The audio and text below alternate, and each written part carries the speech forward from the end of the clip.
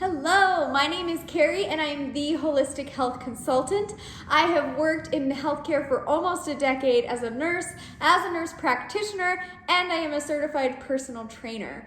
I truly believe in whole body, head to toe health, and that is what this is all about. This is the Holistic Health Hotseat, and I'm so excited that you are here. I truly believe in empowering you with education and resources to make decisions about your health. I'll be interviewing women about their health journeys, health experiences, different healing modalities, and the research that they've done, giving you an idea of what might help you. So let's get started.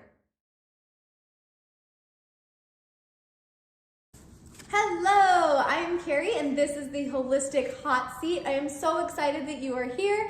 This is Angie. She's an online business manager, and I'm going to have her tell you a little bit more about herself. She recently started a mama blog that I'm really excited to talk to her about. So tell us a little bit more about you. So like you said, my name's Angie. I found out I was expecting baby number 2 in March. And I started doing a lot of research because I do have a 9-year-old, and so almost a decade later, having baby number 2, it feels like the first time. So I did a lot of research. I wanted to know all of my options as far as prenatal care, where to deliver, postpartum care. I wanted to do things differently this time around. And once I started my research, I realized how much I didn't know and how much I wanted to be able to share with other moms. So my whole goal with this is just to give everyone more information on their options, let everyone pick. I'm not pro-hospital, pro-home birth either. I'm just pro-women knowing what they can do. Yeah. And I love that. I love that it's about getting them the resources and education versus being like one is better than the other, because we're all individual, and so what's right for you may not be right for somebody else, but at least now they've had that opportunity to look into what may be good for them. Definitely. So I love that. I love it. I love it. So I guess you kind of touched on this, but what really prompted you to start your blog? So I've always wanted to have a blog. I love reading them. I love being online. I love the community. But I didn't really feel like I had anything to write about. And so I didn't want it to be like a live journal, I didn't want it to be like super researchy based, because you could read the newspaper, you could read anything else to get that. So it took me, I started probably 4 or 5 blogs over the years and never added anything to them and just had them up, and I was like, yeah, I'll do it. And so once I started doing the research into the mom blog, and I was like, there's a ton of mom blogs, but I don't feel like there's any that are doing exactly what I'm doing. And if there are, let me know. I'd love to check them out. But yeah, so I want to do research. I want to interview people that are helping moms. I want to interview moms that have businesses, and I just want to get all of the information out there. I love that. That's so awesome. So, and I love the research that you've done, because of course I read the blog and I loved it. Even though I'm not a mom or expecting, I think it's fantastic. And you talked in one in particular blog about pain-free childbirth. Yes. Can you tell us a little bit more about that? Because that was really interesting. So, the first thought when you find out you're pregnant is, oh my gosh, I'm having a baby. And the next thought is, the baby has to come out somehow. So that part is a little scary. And, everything we see in the media, every story you've probably heard about birth has been this traumatic, screaming in pain, like the woman yelling at the man, you did this to me, like all of that. And I just thought, like, is there a different way? Like, is there a better way? I'm not a fan of hospitals. I don't like being in them. Freaks me out. Usually you're there for a bad reason. You're sick, or someone is sick. And so I was just like, if I could avoid that. Also, very needle phobic. I don't like needles. I don't like blood. I don't like anything that I'm going to have to deal with, basically. Yeah. So I looked into birthing centers, and actually one of my really good friends wanted to have a baby in a birthing center. Her baby came very quickly. She didn't make it to the birthing center, but oh my God, did she end up having it at home? Yes. Oh my goodness. Yeah. So because of her, I knew birthing centers were a thing, and so I started looking into them. And I totally forgot your question. Oh, that's okay. That's all right. The pain-free birth. It's okay. Okay. So I started looking into birthing centers. And then my next thought was, okay, if you go to a birthing center, they don't have the medical gear. They don't have, an epidural. They don't have the Pitocin. They don't have all of the things that you usually get to help deal with the pain. So I'm like, I don't want to go to a hospital. I also don't want to be in excruciating pain. Like, how do I do this? So I typed in Instagram pain-free birth as a hashtag just to see, if this was a thing. And this woman's Instagram popped up and her handle is pain-free birth. Oh my gosh. And so she has had 3 babies.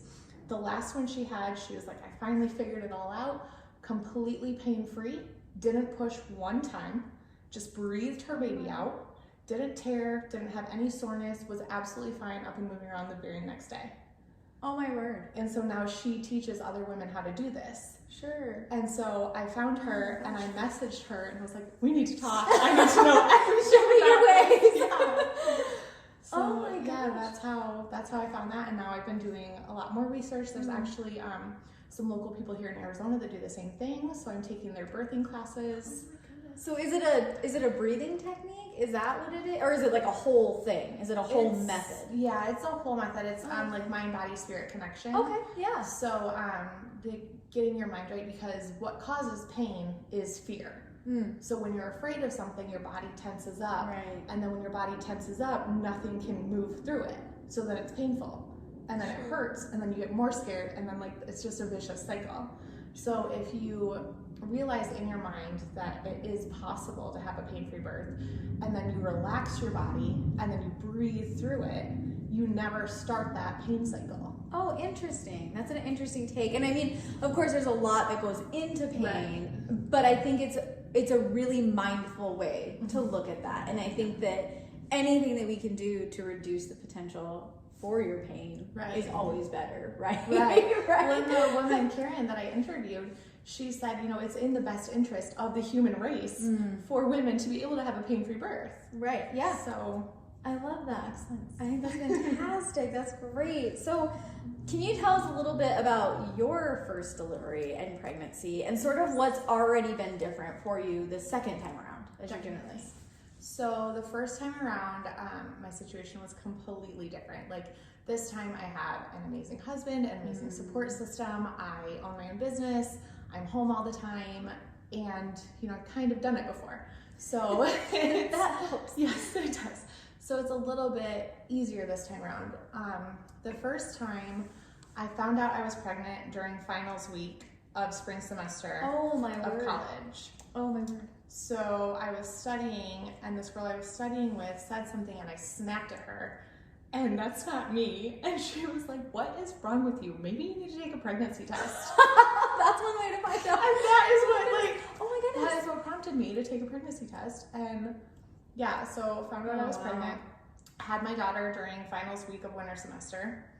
Got out of 2 exams though, so. Okay, there you go. But yeah, so I was young, I was scared, I had no idea what I was doing, and I didn't know there were other options. I thought, okay, you get pregnant, you go to the hospital, you get the drugs, you leave with the baby. Like that's just what it was. You leave with the baby. Right, yeah. So that's what I did. I found an OB. I didn't start prenatal care. I didn't find out I was pregnant until pretty late. So I didn't start prenatal care until almost 20 weeks. And so this time around, we found out almost immediately. That makes it a little bit easier to prepare. Yeah, definitely. So I had a midwife the whole time. I've been taking pregnancy teas and prenatals and all of these amazing calming things. Yeah, so the first time, my water broke. I went to the hospital, and if I had to put it into one word, it would be chaotic. Oh, goodness. It was so all over the place. I love my family and my friends, but having as many of them in the room as there were, it was a little bit stressful. And then the doctors were in and out. My OB wasn't on call that day, so it was a complete stranger. And then they had an entire medical class come into the room because they needed to observe a birth for some part of their certification. Oh, wow. So there was 12 strangers staring at me while I was... Oh, gosh. Yeah. Oh my It was word. a little bit, and so, you know, when you're in Yeah. an uncomfortable situation, your body tenses up. Yes. And so then I was in a lot of pain. So then even though I'm terrified of needles, I opted for the epidural. So I went and got that. Anyone that doesn't know, it's a gigantic needle that they stick in your back. And it's just terrifying. So after I got the epidural, I took like a 4-hour nap. Oh, wow. I just slept. It was amazing. And then I woke up and the nurse said, you know, let's see if you, like, just try to push. Let's just see what happens. So I pushed and she was like, okay, you're good at that. Wait for the doctor. Like, no more pushing. And I was like, well, okay. So it just so happened my OB had been at the hospital for something else. And so he stayed. He ended up staying and delivering my baby for me. So that did add a little bit of comfort to what was going on. But because I had the epidural, I was completely numb from here down to my toes. And I couldn't feel any contractions. I couldn't feel anything happening in my body. They were telling me things were happening, but like I couldn't feel it. I could see the monitor though, and I could see that that my daughter's heart rate was dropping, and that freaked me out. Sure. And no one explained to me at the time that that's normal. Oh, goodness gracious. And that's just like preparing her to come out. Yeah. So I was terrified, and I looked at my doctor and I said, I can't feel what's happening, but can I just push? And he was like, yeah, if you want to push, push. So I pushed maybe 2 or 3 times, and she came out. And it wasn't this experience that you hear about, you know, it wasn't this empowering, like, oh my gosh, I just had a baby. I was like scared. I was just trying to get her out so that her heart rate would come back up. I couldn't feel anything. Everyone was like in my ear telling me what to do. Oh, goodness. And so afterwards, like, my mom and my best friend joke about this, and like, it's kind of funny, you know, but it's also kind of sad to me that like the very first thing that came to my mind once I had my daughter was I looked at them and I said, what do I do now? Oh, goodness. Because I didn't feel like I had done something, and I didn't feel like I was ready to like be the mom and like know what to do and have that like maternal instinct kick in. And so that's something that like, it really weighed on me for a long time, you know, and obviously I figured it out. Like, my daughter's great now, like, I'm doing it again, I like being a mom. But that's something that I'm really, really looking forward to this time, is like feeling everything, you know, like even if it does end up hurting, like I want to feel it. I want to be present for the experience. I want to, you know, be there when this baby makes its entrance into the world, you know, and I just want to be really present and have that empowering thing, like, holy crap, I just did this, you know, I brought this baby to life. Yeah. So I'm really looking forward to that. I love that. And I think one of the other things that you said, a few things that come to mind for me being in healthcare, is that a lot of times the confusion and fear and frustration come from us as providers not taking the time to slow down and tell you, hey, this is normal. Hey, you may experience this. Right. I think that that's really key, is education, which is also why I'm doing this, because I feel that education and resources are the real power. And then I also think with delivery, and because you would have delivered 10 years ago. How old is your daughter? She'll be 10 in December. 10, yeah. So 10 years ago, even from then, I think, of course, hospital versus home versus birthing center, whatever is good for the woman, I think even the hospitals have changed from 10 years ago. Now I know that there are hospitals that allow you to do water births in the hospital room. Yeah. You can deliver on all fours. You can have, so there's a lot of advances even in the way we're doing it in a more hospitalized way, right? Even the hospital is like, oh gosh, we need to make this better for mom. We need to be doing better for mom. I've heard some hospitals are even allowing doulas to come in. Yes, they do. Yeah, a lot of people let their, like, oh yeah, and even I could be wrong, but some hospitals will let the midwife in as well. Like midwives are allowed in, the doula is allowed in. Together now. Yeah, and I think that it also shows, because like you said, you were young, but also this idea of you should have been in control. Right. You should have been able to say, I don't want these 12 people here, or I want my mom here, or I want my doula, or I want, and putting women and dad, right, mom and dad, back in the driver's seat of this delivery, of the actual process of growing the baby, but also delivering the baby, right? That this is really your time to make the decision, you and dad, which is why a lot of places now are like, create a birthing plan, because then we know what you want. And if things go crazy, if things get a little tense, or you know, you are in a lot of pain, can't make a decision, well, here now we have a birthing plan and we know what you wanted all along. So I love that you have this better situation coming up for you this time around. Yeah, that's fantastic. And so one of the things, we're going to kind of shift gears, but one of the things you and I have talked about before has been this idea of, as a society, we kind of expect mom to just like bounce right back. And maybe actually it does relate to your story of looking at this little human and being like, what do I do? And this idea that like, well, your maternal instincts will kick in. And you'll just know what to do, and you'll be ready to go, and you'll get them home, and you'll know what to do. And then, oh, by the way, you'll also lose all this weight because you're going to breastfeed. So you lose all this weight, and you'll have all this energy to work out, and it'll be fine. You'll bounce back. And so give me a little insight into that, because all I'm speaking from is what I hear, not what might be reality. So for me, I have always been, you know, really like not health conscious in the best way. Previously, but I was always really body conscious. So I wanted the bounce back. I wanted to lose all the weight. I wanted all of those things to happen for me. And luckily, you know, I was really young. So it did kind of just happen. Like I gained 30 pounds when I was pregnant with my daughter. And then while I was breastfeeding, I lost 50. Oh, wow. So it really, you know, I don't know that I was the healthiest. I don't know that it was like, you know, the best for my body, but that's what happened. And so going into it this time, I know I'm older. I know my body doesn't respond as well.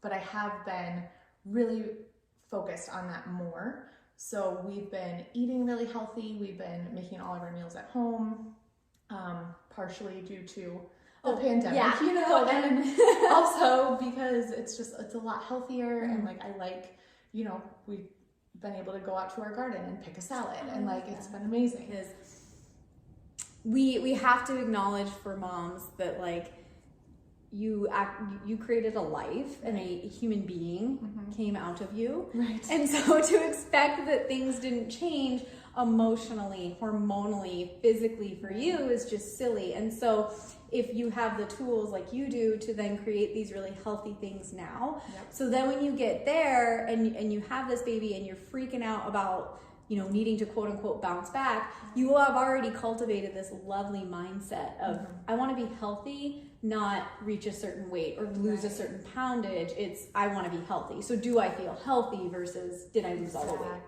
Exactly. Like how do I feel in my body versus how might my body look to other people? Yeah. That's really wonderful. I love that. Yeah, it's a much better focus, much better mindset. Yes.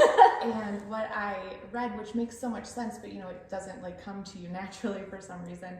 If it takes, you know, 9+ months for your body to get in this situation, why would it not take 9+ months to get, you know, back to normal? Yes. And people just expect it to happen within weeks, and when it doesn't, you know, it really takes a toll on their mindset. But if you go into it thinking like, okay, it took however long to get here, it's going to take that long to get back, then I feel like we have a little bit more grace with ourselves. And I think that is like true for anybody, right? Even for myself who does not have children, it's the same idea of like, okay, well, it took me 33 years to get here. Why do I think tomorrow anything is going to change? Whether it's health, nutrition, mindset, whatever, it's not going to turn around tomorrow. It's going to take some time. So I like that. I love that. So right now, as an expecting mom, how are you working to make sure that you're taking care of like your mental health and well-being, and how is that different from the first pregnancy for you? So the first pregnancy, like I said, I was in school, I was working full-time, like all of these things were happening to me. I don't either. I was young and I didn't need sleep pretty much. Because moms are amazing. Oh my gosh. So this time, like I am older, you know, I do need a lot of sleep. Well, I knew it as a child, right? Yeah, so I've really been kind of selfish with my time, and there was a long time where I would have, never taken care of myself, like make sure everyone else is taken care of, make sure everything else is going on, and whatever happens to me, I'll just deal with it.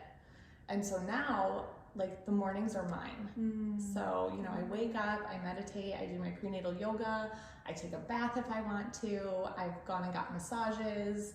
I really, really make sure that I'm taken care of, that I have my vitamin, I have my smoothie, and that I am 100% good to go before, I wake my daughter up for school, or before I start taking client calls, or before I do anything throughout the day. And then at night too, I have a little bedtime routine to wind down and like get some sleep.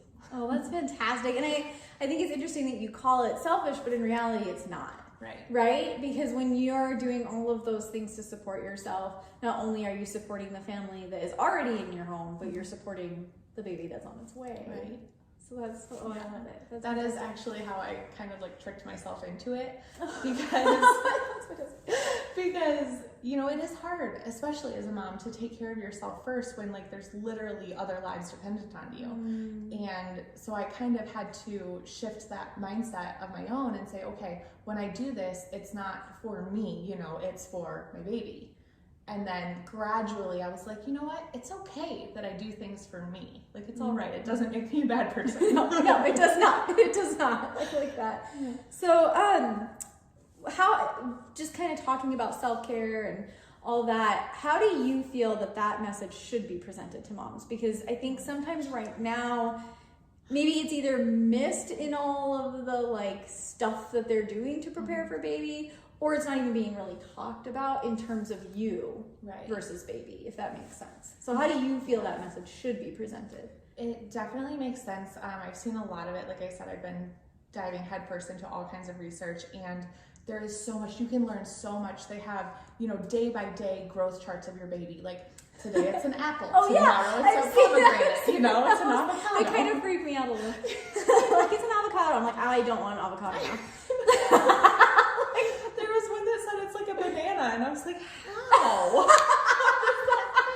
I know, like people post it, and that's what kind of like gets me. I'm like, I don't want to know what your baby's doing. It's so funny. But like all of that information is available for the baby, and there's information, what to do when you bring baby home, how many clothes should you have for baby, how many diapers do babies go through. But there's nothing, at least that I've found, that says like, mama, take care of yourself this way. Focus on you this way. Make sure you're getting this. Like, yes, prenatal vitamin, but is that for me or is that for the baby? That's a really good point. I mean, yes, baby's important. We care about baby. We want baby to be as healthy as possible. But baby is inside mom.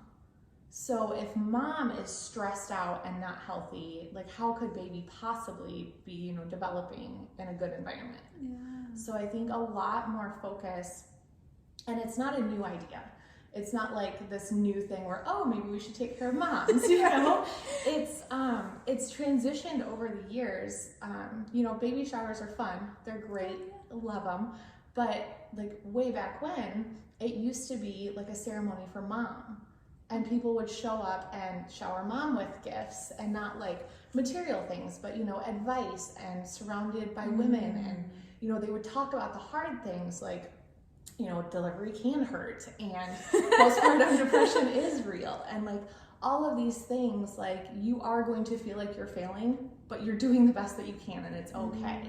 And so there used to be a lot more focus on mom, so that baby would be brought into a good environment with a mentally strong mother. I think that something that I have heard from women too is that one of the things that happens after baby, and honestly even when you're pregnant too, is that you almost lose your identity, because people get so used to, when you come over, even to grandparents' houses, right, families' houses, they want to know where baby is and how baby is doing. And so women tend to almost lose themselves in that, because now you're so connected to this, and who are you outside of that?